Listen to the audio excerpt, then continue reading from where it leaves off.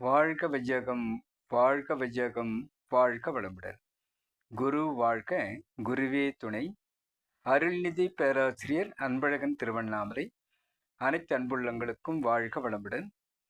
குருவினது வாழ்க்கை மலர்கள் புத்தகத்திலிருந்து நாளொரு நற்சிந்தனை தலைப்பிலிருந்து இன்றைய தலைப்பு இறைநிலையின் இன்ப ஊற்று என்ற இத்தலைப்பை சிந்திக்கலாம். இறைநிலையின் இன்ப ஊற்று என்ற இந்த தலைப்பிலே முழு உடலில் நிறைந்தும் வித்துவில் செறிந்தும் ஓடிக்கொண்டிருக்கக்கூடிய நுண்விண்கூட்ட உயிர் துகள்கள் சக்திகள் ஓடிக்கொண்டிருக்கிறது. இதுதான் தனது சுழற்சி விரைவில் ஜீவகாந்தம் என்று அழைக்கப்படுகிறது. ஜீவகாந்தத்தை விளைவித்து கொண்டே பருவுடலிலும் நுண்ணுடலிலும் விரைந்து நிறைந்து சுழன்று ஓடிக்கொண்டிருக்கக்கூடிய அந்த சுழற்சி, காந்த சுழற்சி நாம் மனம் என்று அழைக்கிறோம். சிறப்பு பொருந்தி அந்த சிறப்பு பெயரை பெறுகிறது. உடலாலோ உள்ளத்தாலோ ஏற்கும் செயல் யாவும் ஜீவகாந்தம் ஏற்படுத்தி கொள்ளும் இந்த செயல்கள் அத்தனையும், இயக்கம் அத்தனையும் பதிவு செய்யப்படுகிறது. மனம்தான் இதை பதிவாக்கி கருமையத்தில் சென்று அங்கே தரப்பதிவாக பதிகிறது. இன்பமாகவோ துன்பமாகவோ அதற்கு விளைவு வருவதை நாம் பார்க்கிறோம். அவ்வாறு இவை அனைத்தையும் இறைநிலை நேதியாக செயல் விளைவு என்றும் செயல் பதிவு என்றும் அந்த விளைவுகளை தந்து கொண்டே நமக்கு இன்பமாகவோ துன்பமாகவோ மலர்த்தி கொண்டிருப்பதுதான் இந்த உயிர் ஓட்டத்தினுடைய ஜீவகாந்த பதிவாக அனைத்து இடங்களிலும் பதிந்து கருமையத்திலும் தரப்பதிவாகிறது.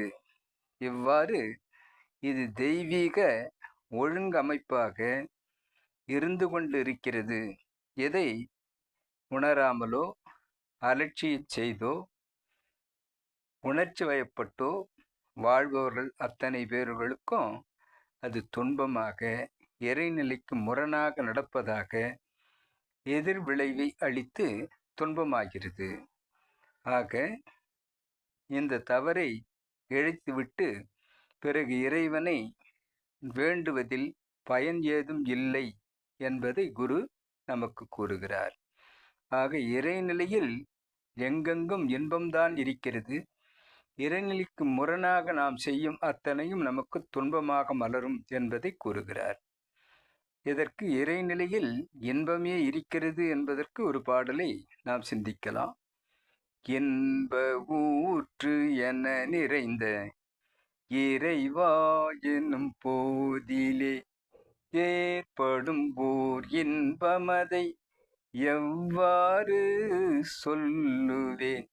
நன்மை தரும் நவகோள்கள் நட்சத்திர கூட்டமும் நானகத்தே காணுகிறேன் நடனமாடும் காட்சியாய் உன் பெரிய பேரியக்க உவமையற்ற ஆற்றலாய் உலகங்கள் அத்தனையும் உருளுதே ஓர் கொத்து போல் தன்மயமாய் தானதுவாய் தவறிடாது இயங்கிடும் உன் தன்மையினை எண்ண எண்ண தவமது ஆனந்தமே, தவமது ஆனந்தமே.